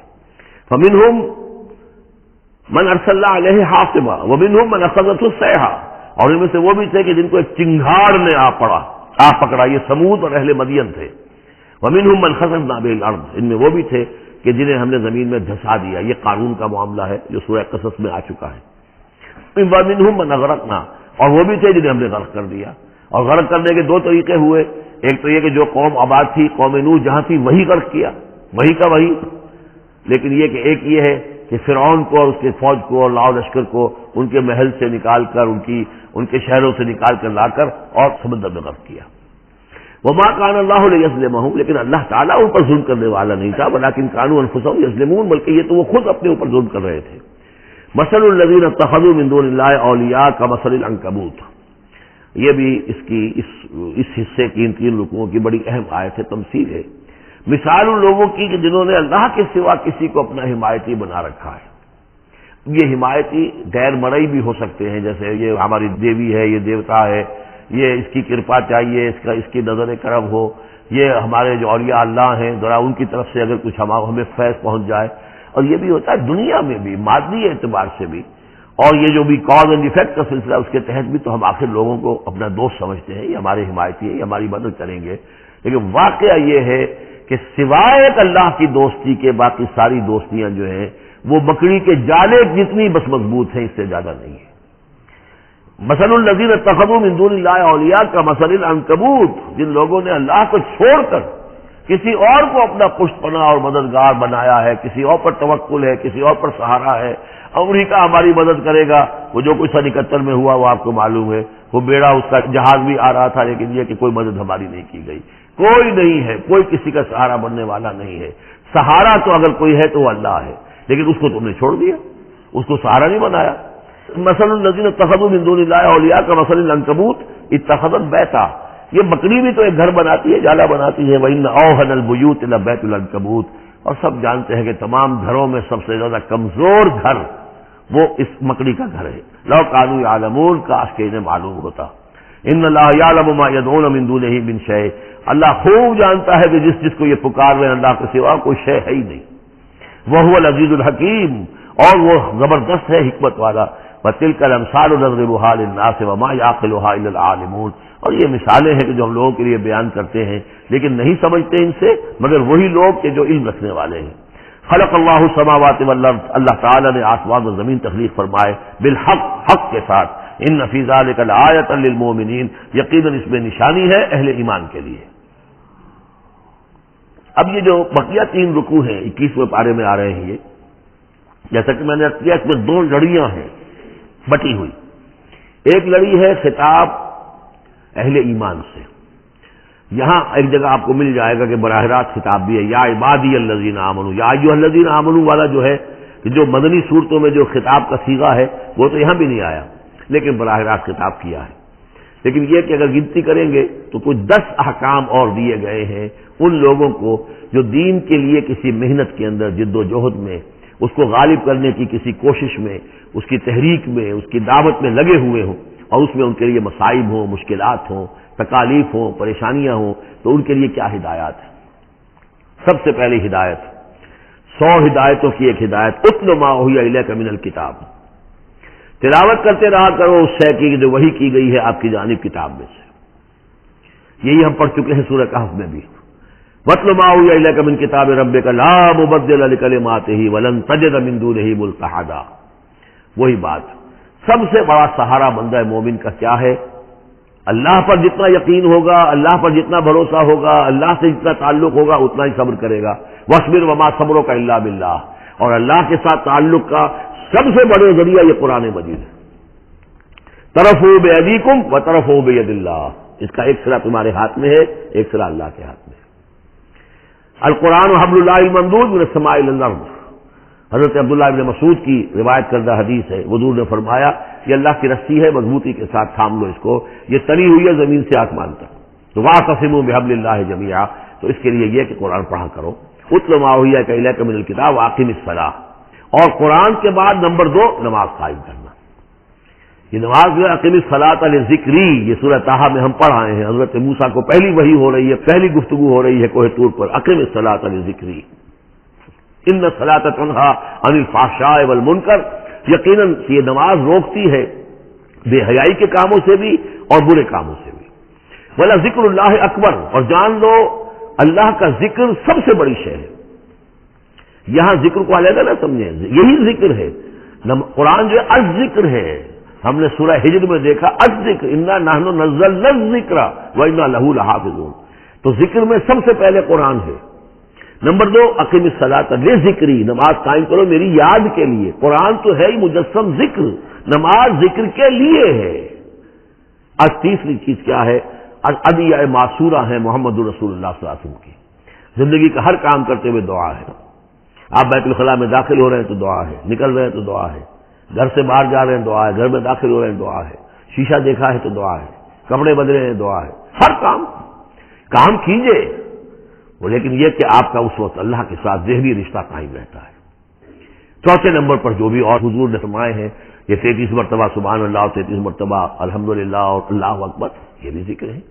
تو یہ تمام شکلیں ذکر کی ہیں، صرف کسی ایک شے کو ذکر نہ سمجھے ہمارے ہاں یہ بن گیا بس اللہ اللہ کر رہے ہیں تو ذکر ہے، نہیں، ذکر میں سب سے پہلے قرآن کی تلاوت ہے۔ اتل ما اوحی الیک من الکتاب واقم الصلاۃ ان الصلاۃ تنہیٰ عن الفحشاء والمنکر ولذکر اللہ اکبر واللہ یعلم ما تصنعون۔ ایک تو یہ ہدایت ہو گئی، اللہ خوب جانتا ہے جو تم کر رہے ہو۔ دوسری ہدایت ولا تجادلوا اہل الکتاب الا باللتی ہی احسن، جنہیں پہلے تم سے کتاب دی گئی تھی ان سے جھگڑا مت کرو مگر بہترین طریقے پر، ان سے بات کرو تو بڑے ہی اسلوب سے کرو، خوبصورتی سے کرو، بات کو سمجھانے کے لیے کرو، ان کی توہین نہ ہو، ان کے جذبات کو آپ بھڑکنے نہ دیں، ان میں حمیت جاہلی جو ہے اپنی امکانیت تک تو کوشش کریں کہ وہ بھڑکے نہ، باقی پھر وہ جو کرتے ہیں اللہ کے ہاں وہ ذمہ دار ہوں گے۔ لیکن ان سے گفتگو کرو تو بڑے عمدگی کے ساتھ کرو.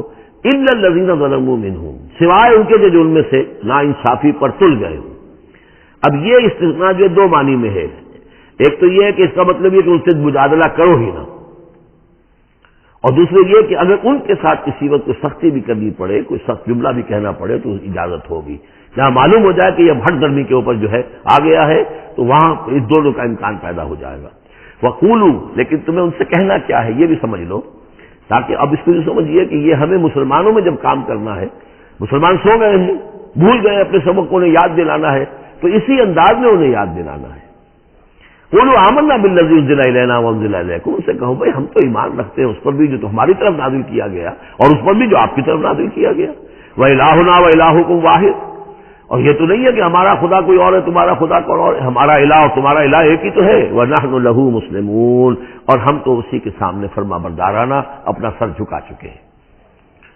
وَكَذَٰلِكَ أَنزَلْنَا إِلَيْكَ الْكِتَابَ، اے نبی اسی طرح ہم نے آپ کی جانب یہ کتاب نازل کی ہے. فَالَّذِينَ آتَيْنَاهُمُ الْكِتَابَ يُؤْمِنُونَ بِهِ، تو وہ لوگ جنہیں ہم نے کتاب دی ہے، یہود و نصارہ، ان میں بھی وہ لوگ ہیں جو اس پر ایمان لائیں گے یا جو ایمان لا رہے ہیں. جیسا کہ ہم پڑھ چکے ہیں کہ وہ آئے تھے کچھ لوگ جو حبشہ سے ایک وفد کی شکل میں، اور مکے والوں نے انہیں ستایا بھی، استہزاء بھی کیا، لیکن وہ لوگ وہ تھے جو پہلے حضرت عیسیٰ پر ایمان رکھتے تھے، عیسائی تھے، اور اب محمد پر بھی ایمان رکھتے ہیں. تو اللہ تعالیٰ نے ان کو دوہرا اجر دیا، مرتين. وَمِنْ هَؤُلَاءِ مَن يُؤْمِنُ بِهِ، اور ان میں سے یعنی مشرکین مکہ میں سے بھی بہت سے لوگ ہیں جو ایمان لائے ہیں اور ابھی لا رہے ہیں یا لائیں گے. وَمَا يَجْحَدُ بِآيَاتِنَا إِلَّا الْكَافِرُونَ، اور ہماری آیات کا انکار تو نہیں کرتے سوائے وہی کہ جو ناشکرے ہیں اور جو کفر کر اڑ گئے ہوں. اب ایک اور دیکھیے دلیل. اب یہ حصہ جو ہے یہ دوسری ڈوری آ گئی کہ جس میں روح سکون جو ہے مشرکین کے ساتھ رد و قضا والی بات ہے. وَمَا كُنْتَ تَتْلُو مِن قَبْلِهِ مِن كِتَابٍ، ارے نبی آپ تو اس سے پہلے، اس قرآن کے آپ پر نازل ہونے سے پہلے آپ کوئی کتاب پڑھتے ہی نہیں تھے. آپ دنیا بھی اعتبار سے پڑھے ہوئے آدمی ہیں ہی نہیں، آپ نے تعلیم حاصل کی نہیں، لکھنا پڑھنا سیکھا نہیں. وَلَا تَخُطُّهُ بِيَمِينِكَ، نہ ہی آپ اپنے داہنے ہاتھ سے کچھ لکھتے تھے، کوئی کتاب لکھتے تھے، نہ پڑھتے تھے نہ لکھتے تھے. اِذًا لَارْتَابَ الْمُبْطِلُونَ، تو اس شکل میں تو جو جس کو باطل قرار دے رہے ہیں یہ لوگ جو جھوٹے کہہ رہے ہیں محمد کو، اس شکل میں تو پھر ان کے پاس کوئی شک کرنے کی گنجائش ہو جاتی کہ یہ بڑا لکھنے پڑھنے والے آدمی تھے، مشق کرتے کرتے بہت اچھی چیزیں بھی لکھنے لگے ہیں، اب ان کی زبان جو ہے مچ گئی ہے، قلم جو ہے وہ مچ گیا ہے، لہذا آپ قرآن جیسی شے بھی تصنیف کر لی انہوں نے. اگر پہلے سے یہ عمل ہوتا ہے، لیکن تم تو جانتے ہو کہ ہمارے اس نبی محمد نے صلی اللہ علیہ وسلم انہوں نے تو کبھی لکھنا پڑھنا سیکھا ہی نہیں. وَمَا كُنْتَ تَتْلُو مِن قَبْلِهِ مِن كِتَابٍ، نبی آپ تو نہیں پڑھا کرتے تھے اس کتاب سے پہلے کوئی کتاب. وَلَا تَخُطُّهُ بِيَمِينِكَ، اور نہ آپ اسے اپنے داہنے ہاتھ سے لکھتے تھے. اِذًا لَارْتَابَ الْمُبْطِلُونَ، تب تو ان لوگوں کو شک کرنے کی گنجائش پیدا ہو جاتی. بل هُوَ آیاتٌ بَيِّنَاتٌ فِي صُدُورِ الَّذِينَ أُوتُوا الْعِلْمَ، بلکہ یہ تو آیات بینات ہیں، بڑی روشن ان لوگوں کے سینوں میں جنہیں علم دیا گیا ہے، وہ جانتے ہیں سابقہ جو کتابوں والے ہیں. وَمَا يَجْحَدُ بِآيَاتِنَا إِلَّا الظَّالِمُونَ، اور ہماری آیات کا انکار نہیں کرتے مگر وہی جو ظالم ہیں. وَقَالُوا لَوْلَا أُنزِلَ عَلَيْهِ آيَاتٌ مِّن رَّبِّهِ، اور وہ کہتے ہیں کہ کیوں نہیں نازل کی جاتی ان کے اوپر کوئی نشانیاں ان کے رب کی طرف سے. وہی باتیں جو مستقل طور پر چلی آ رہی ہیں. قُلْ إِنَّمَا الْآيَاتُ مِنَ اللَّهِ، نبی کہہ دیجئے نشانیوں کا اختیار کل کا کل اللہ کے ہاتھ میں ہے. وَإِنَّمَا أَنَا نَذِيرٌ مُّبِينٌ، اور میں تو صرف واضح طور پر خبردار کر دینے والا ہوں. أَوَلَمْ يَكْفِهِمْ أَنَّا أَنزَلْنَا عَلَيْكَ الْكِتَابَ يُتْلَىٰ عَلَيْهِمْ، کیا ان لوگوں کے لیے یہ نشانی کافی نہیں ہے کہ اے محمد ہم نے آپ پر یہ کتاب نازل کر دی ہے جو ان کو پڑھ کر سنائی جا رہی ہے؟ کیا یہ قرآن معجزہ نہیں ہے؟ کتنی مرتبہ ان کو چیلنج کیا گیا اس قرآن جیسی ایک صورت ہی بنا لاؤ، 10 صورتیں بنا لاؤ، کیا یہ معجزہ نہیں ہے؟ کیا یہ عاجز نہیں آ چکے ہیں؟ اولم یکفہم، تو کیا یہ نشانی ان کے لیے کافی نہیں؟ اگر تو حق کا تعلیم ہو، ہدایت کا تعلیم ہو تو یہ نشانی بھی کافی ہے. اولم یکفہم انا انزلنا علیک الکتاب یتلی علیہم ان فی ذلک لرحمۃ وذکری لقوم یؤمنون، یقیناً اس میں رحمت ہے اور یاد دہانی ہے، تذکیر ہے ان لوگوں کے لیے کہ جو مانتے ہیں. قل کفی باللہ بینی و بینکم شہیدا، کہہ دیجئے میرے اور تمہارے درمیان اللہ کافی ہے بطور گواہ. وہ جانتا ہے کہ اس نے مجھے رسول بنایا ہے، وہ جانتا ہے کہ قرآن اس نے مجھ پر نازل کیا ہے. یعلم ما فی السماوات والارض، وہ جانتا ہے جو کچھ کے آسمانوں میں ہے اور زمین میں ہے. والذین آمنوا بالباطل، اور وہ لوگ جو باطل پر ایمان رکھتے ہیں، وکفروا باللہ، اور اللہ کا کفر کرتے ہیں، اولئک هم الخاسرون، یقیناً وہی لوگ ہوں گے جو خسارے پانے والے ہیں. ویستعجلونک بالعذاب، یہ جلدی مچا رہے ہیں کہ لے آؤ عذاب. ولولا اجل مسمى، اور اگر پہلے سے ایک وقت معین طے نہ ہو چکا ہوتا، لجاءهم العذاب، تو پھر ان پر عذاب آ چکا ہوتا. ولا یاتینہم بغتۃ، اور وہ ان پر آئے گا تو اچانک آئے گا. وهم لا یشعرون، اور انہیں پتہ بھی نہیں ہوگا. یستعجلونک بالعذاب، یہ نبی پھر دوبارہ یہ الفاظ آئے، نوٹ کیجئے، بہت لطیف بات ہے، یہ عذاب کی جلدی مچا رہے ہیں، وَإِنَّ جَهَنَّمَ مُحِيطَةٌ بِالْكَافِرِينَ، حالانکہ جہنم ان کا احاطہ کر چکی ہے۔ یہ ایسی ہے کہ جیسے کسی شہر کے باہر دشمن آ چکا ہو اور اس نے محاصرہ کر دیا ہو، شہر والوں کو پتہ ہی نہ ہو۔ تو اس طریقے سے وہ چونکہ غیر مرئی ہے جہنم، نظر نہیں آ رہی، ورنہ حقیقت میں تو جہنم ان کا احاطہ کر چکی ہے۔ یوم یغشاہم العذاب، جس دن کے عذاب ان کو آ کر ڈھانپ لے گا، ان پر چھا جائے گا، من فوقہم ومن تحت ارجلہم، ان کے اوپر سے بھی اور ان کے نیچے سے بھی، ان کے قدموں کے نیچے سے بھی، ویقول ذوقوا ما کنتم تعملون، اور پھر کہا جائے گا چکھو اپنے کرتوتوں کا مزہ۔ اب یہاں وہ تیسری ہدایت آ رہی، دو پہلے میں نے گنوائی تھی، اتل ما اوحی الیک من الکتاب واقم الصلاۃ ان الصلاۃ تنہی عن الفحشاء والمنکر ولذکر اللہ اکبر، دوسری ولا تجادلوا اہل الکتاب الا بالتی ہی احسن الا الذین ظلموا منہم۔ اب دیکھیے تیسری، یا عبادی الذین آمنوا ان ارضی واسعۃ فایایا فاعبدون، اے میرے وہ بندو جو ایمان لائے ہو۔ پورے مکی قرآن میں یہ آیت ہے براہ راست خطاب، اور یا آئے گی آگے چل کر یا عبادی الذین اسرفوا علی انفسہم، بس یا ایھا الذین آمنوا، یہ مکی مدنی دور کی اصطلاح ہے۔ یا عبادی الذین آمنوا، بڑا اس میں جو ہے نا بڑی عنایت ہے، شفقت ہے، میرے وہ بندو جو مجھ پر ایمان لائے ہو، ان ارضی واسعۃ، میری زمین بڑی کشادہ ہے۔ کیا معنی ہے؟ اگر مکے میں تم پر تمہارا قافیہ تنگ کر دیا گیا ہے، اگر مکے میں زندگی تمہارے لیے محال کر دی گئی ہے توحید پر رہتے ہوئے، چھوڑ دو مکے، یہ ہجرت کا اشارہ ہے۔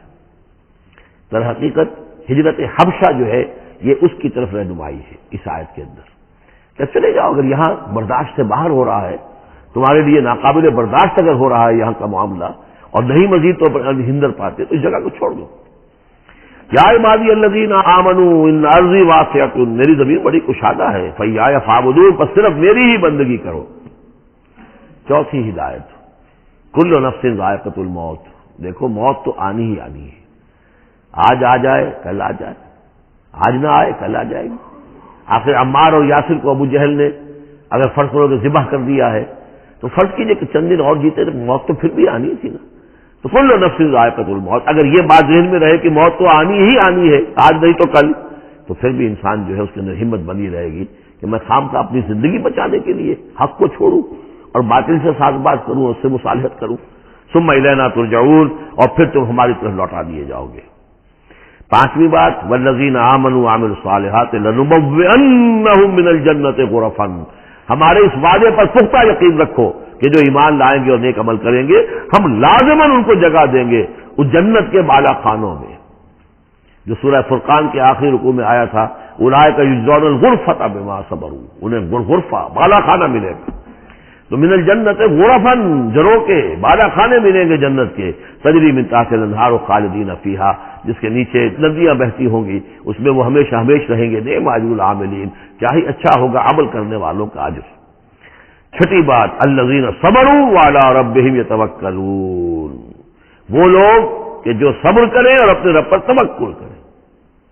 صبر کرو اور توکل کرو، دو ہی چیزیں ہیں، جو آئے جھیلو، صبر کرو، برداشت کرو، اور جو کچھ کرنا ہے اس میں توکل اللہ پر ہو، اپنی ذات پر نہیں، اپنی طاقت پر نہیں، اپنی صلاحیت پر نہیں، اپنی ذہانت پر نہیں، اپنی فطانت پر نہیں، اپنی لیاقت پر نہیں، سارا توکل اللہ، نہ مادی اسباب و وسائل پر۔ اگلی ہدایت اور آ رہی ہے، وَكَأَيٍّ مِّن دَابَّةٍ لَّا تَحْمِلُ رِزْقَهَا، یہ بھی نہ سمجھو کہ تمہارا رزق جو ہے کسی کے قبضے میں ہے وہ روک دے گا اور تمہیں کیا کھاؤ گے کیا پیو گے۔ وَكَأَيٍّ مِّن دَابَّةٍ، تم دیکھتے نہیں کتنے حیوانات ہیں زمین میں، لا تحمل رزقها، کیا وہ اپنا رزق اٹھائے پھرتے ہیں؟ بڑا پیارے الفاظ ہیں انجیل میں، متی کی انجیل میں حضرت مسیح علیہ السلام کا جو پہاڑی کا واعظ ہے، اس میں انہوں نے اپنے شاگردوں سے خطاب کر کے کہا، کیوں فکر کرتے ہو کہ کیا کھاؤ گے کیا پیو گے؟ جنگل کی چڑیوں کو نہیں دیکھتے؟ نہ وہ کاشت کرتی ہیں، نہ ہل چلاتی ہیں، نہ بیج بوتی ہیں، نہ فصل کاٹ کر کہیں رکھتی ہیں، نہ گھٹے بھرتی ہیں، پھر بھی میں تم سے کہتا ہوں کہ وہ خالی پیٹ صبح گھر سے نکلتی ہیں، شام کو آسودہ ہو کر آ جاتی ہیں۔ تمہارا جو رب ان کو چڑیوں کو کھلا رہا ہے وہ تمہیں نہیں کھلائے گا؟ اور کیوں فکر کرتے ہو کہ کیا پہنو گے، لباس کہاں سے ملے گا؟ جنگل کی سوسن کو نہیں دیکھتے کہ جتنا خوبصورت لباس اس کو اللہ نے دے رکھا ہے، یہ جو بھی پودے ہیں اور جو پھول ہیں ان کے، تو سلیمان بھی اپنی ساری شان و شوکت کے باوجود ویسا ملبس نہ تھا، ویسا خوبصورت لباس تو سلیمان کو بھی میسر نہیں تھا جو اللہ نے ان پھولوں کو دے رکھا ہے۔ تو غور کرو، جو وہ زمین کی اس گھاس پھوس کو، ان پودوں کو اس قدر حسین لباس دے رہا ہے، عمدہ لباس دے رہا ہے، جو ابھی ہیں اور کل نہیں ہوں گے، یا یہ کہ کاٹ کر اور وہ چولہوں میں جلا دی جائے گی گھاس، تو کیا وہ تمہیں نہیں پہنائے گا؟ لیکن تم یقین نہیں کرتے۔ توکل اور ایمان، یہ دونوں چیزیں ساتھ ساتھ جائیں گی۔ جتنا اللہ پر ایمان ہے اتنا ہی توکل ہوگا، جتنا ایمان کمزور ہے توکل بھی نہیں ہو سکے گا۔ والذین صبروا علی ربہم یتوکلون وکأی من دابۃ لا تحمل رزقها، یہ سارے جو ہیں چوپائے اپنا رزق لیے نہیں پھرتے، اللہ یرزقها وإیاکم، اللہ انہیں بھی رزق دیتا ہے، تمہیں بھی دے گا، وہو السمیع العلیم، اور یقیناً وہ سب کچھ سننے والا، جاننے والا ہے۔ ایسا نہیں کہ اسے معلوم نہ ہو کہ میرا بندہ بھوکا ہے، میرا وفادار، میرا سپاہی، میرے دین کے لیے کام کرنے والا، اسے یہ معلوم نہ ہو کہ اس کو احتیاج ہے، اس کی کوئی ضرورت ہے، وہ نہ معلوم کس کے دل میں ڈالے گا کہ جو اس کے لیے ذریعہ بنا دے گا اس کو، اور اس کی ضرورت پوری ہو جائے گی۔ اب اس کے بعد وہ دوسری کڑی آ گئی کہ جس میں پھر اب وہ مشرکین مکہ سے وَلَئِن سَأَلْتَهُم مَّن خَلَقَ السَّمَاوَاتِ وَالْأَرْضَ وَسَخَّرَ الشَّمْسَ وَالْقَمَرَ، اگر ان سے آپ پوچھیں گے کس نے پیدا کیا آسمان اور زمین اور کس نے مسخر کیا سورج اور چاند کو، لَيَقُولُنَّ اللَّهُ، وہ کہیں گے اللہ نے، فَأَنَّىٰ يُؤْفَكُونَ، پھر کہاں سے یہ لوٹا دیے جاتے ہیں۔ اللہ یبسط الرزق لمن یشاء من عباده ویقدر له، یہ اللہ ہی ہے کہ جو اپنے بندوں میں سے جس کے لیے چاہتا ہے رزق کو کشادہ کر دیتا ہے، اور جس کے لیے چاہتا ہے ماپ تول کر دیتا ہے، کم کر دیتا ہے۔ ان اللہ بکل شیء علیم، یقیناً اللہ تعالیٰ ہر چیز کا علم رکھتا ہے۔ وَلَئِن سَأَلْتَهُم مَّن نَّزَّلَ مِنَ السَّمَاءِ مَاءً فَأَحْيَا بِهِ الْأَرْضَ مِن بَعْدِ مَوْتِهَا، اور اگر آپ ان سے پوچھیں گے کس نے برسایا آسمان سے پانی اور زندہ کیا زمین کو اس کے مردہ ہو جانے کے بعد، لَيَقُولُنَّ اللَّهُ، وہ کہیں گے فوراً اللہ نے کیا۔ قُلِ الْحَمْدُ لِلَّهِ، کہو پھر کل حمد کل شکر بھی اللہ ہی کے لیے ہے، بل اکثرهم لا یعقلون، لیکن یہ لوگ، ان کی اکثریت عقل سے کام نہیں لیتی۔ اب اگلی اور ہدایت آ رہی اہل ایمان کے لیے، وما هذه الحیات الدنیا الا لهو ولعب وان الدار الاخرۃ لہی الحیوان لو كانوا یعلمون۔ دیکھو مسلمانوں، یہ دنیا کی زندگی تو کھیل کود کے سوا کچھ نہیں، کھیل ہے، کچھ جی کا بہلا لینا ہے، یہ ڈرامہ ہے جو ہو رہا ہے۔ یہاں بادشاہ ہوتا ہے کچھ عرصے کے لیے بادشاہ، جیسے ڈرامے میں بادشاہ ہوتا ہے، لیکن جب مرے گا تو کیا وہ بادشاہت کہاں رہ جائے گی؟ ایسے ہی ڈرامے سے نکل آئے گا، لباس اتار دے گا، تو ایک ایکٹر کا ایکٹر ہے، چاہے وہ فقیر تھا پہلے اس ڈرامے کے اندر، اور دوسرا ایکٹر جو ہے بادشاہ تھا، باہر نکل کر 3 گھنٹے کے بعد دونوں کے دونوں ایک جیسے ہیں، نہ وہ بادشاہ ہے نہ وہ فقیر ہے۔ یہ ہے عارضی سا ہے، لیکن یہ کہ ان الدار الاخرۃ لہی الحیوان، یقیناً آخرت کا گھر وہ ہے اصل زندگی وہ ہے۔ لو کانوا یعلمون، کاش کہ ہمیں معلوم ہوتا، لو کنا نعلم، کاش کہ ہمیں معلوم ہوتا۔ یہ بھی نوٹ کر دیجئے، آخرت تو صرف مان لینا کہ ہاں آخرت ہے، بعد سے بعد موت ہے، یہ کافی نہیں ہے، یہ معلوم ہو کہ اصل زندگی وہی ہے۔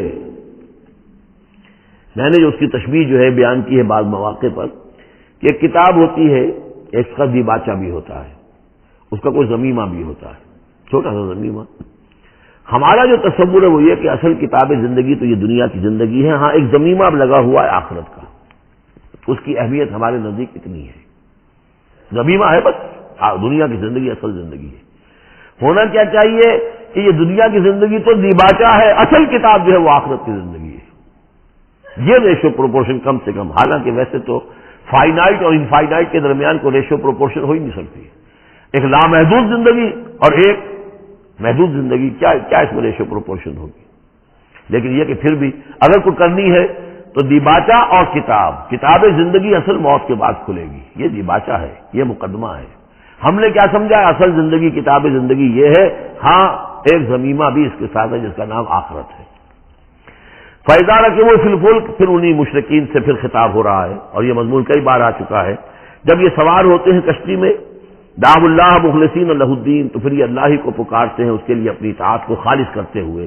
فلما نجاؤہم الی البر، اور جب اللہ تعالیٰ انہیں نجات دے دیتا ہے خشکی کی طرف، اذا ہم یشرکون، تو پھر یہ شرک کرنا شروع کر دیتے ہیں۔ لیکفروا بما آتیناہم، تاکہ یہ ناشکری کریں اور کفر کریں ہماری دی ہوئی نعمتوں کی، ولیتمتعوا، اور تاکہ بس مزے اڑا لیں۔ فسوف یعلمون، پھر یہ جان لیں گے۔ الہاکم التکاثر حتی زرتم المقابر، کلا سوف تعلمون ثم کلا سوف تعلمون، اصل حقیقت تو اس وقت کھلے گی۔ اولم یروا انا جعلنا حرما آمنا، یہ پھر اہل ایمان سے کہا جا رہا ہے، کیا یہ دیکھتے نہیں کہ ہم نے حرم کو ان کے لیے امن کی جگہ بنا دیا ہے؟ وَيُتَخَطَّفُ النَّاسُ مِنْ حَوْلِهِمْ، اور لوگ جو ہے اتک لیے جاتے ہیں ان کے ارد گرد سے. باقی عرب کے اندر تو امن و امان تھا ہی نہیں. أَفَبِالْبَاطِلِ يُؤْمِنُونَ وَبِنِعْمَةِ اللَّهِ يَكْفُرُونَ، تو کیا یہ باطل پر ایمان رکھتے ہیں اور اللہ کی نعمت کا یہ کفران کر رہے ہیں. وَمَنْ أَظْلَمُ مِمَّنِ افْتَرَىٰ عَلَى اللَّهِ كَذِبًا أَوْ كَذَّبَ بِالْحَقِّ لَمَّا جَاءَهُ، اس شخص سے بڑا ظالم اور کون ہوگا جس نے کوئی چیز گھڑ کر اللہ کی طرف منسوب کر دی، اور اسی طرح وہ شخص کہ جس نے اللہ کی طرف سے آئے ہوئے حق کی تکذیب کر دی جبکہ اس کے پاس آیا. یہ دونوں ہم بدن جرم ہیں. یعنی اگر میں جھوٹ موٹ قرآن جو ہے خود تصنیف کر کے اللہ کی طرف منسوب کر رہا ہوں تو مجھ سے بڑا ظالم اور گناہ گار کوئی نہیں. لیکن یہ بھی سوچ لو، اگر واقعتاً یہ اللہ کا کلام ہے جو میں تمہارے سامنے پیش کر رہا ہوں اور تم اس سے تکذیب کر رہے ہو تو تم سے بڑا ظالم کوئی نہیں. الیس فی جہنم مثوی للکافرین، تو کیا جہنم ہی میں ٹھکانہ نہیں ہے ان کافروں کا. اور آخری آیت جو ہے پھر اسی سیغے میں لنہدین والذین جاہدوا فینا، اہل ایمان کی دلجوئی کے لیے گھبراؤ نہیں، پریشان نہ ہو. والذین جاہدوا فینا لنہدینہم سبلنا، وہ لوگ کہ جو ہماری راہ میں جہاد کریں، محنت کریں، کوشش کریں، جد و جہد کریں، قربانیاں دیں، اظہار کریں، انہیں مطمئن رہنا چاہیے ہمارا پختہ وعدہ ہے، مؤکد وعدہ ہے، ہم لازماً ان کی رہنمائی کریں گے اپنے راستوں کی طرف.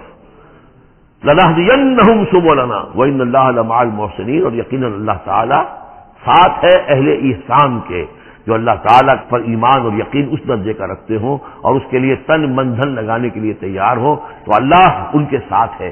یعنی اللہ کی نصرت ساتھ ہے، اللہ کی مدد ساتھ ہے، اللہ کی تائید ساتھ ہے. بارک اللہ لی و لکم فی القرآن العظیم ونفعنی وإیاکم بالآیات والذکر الحکیم.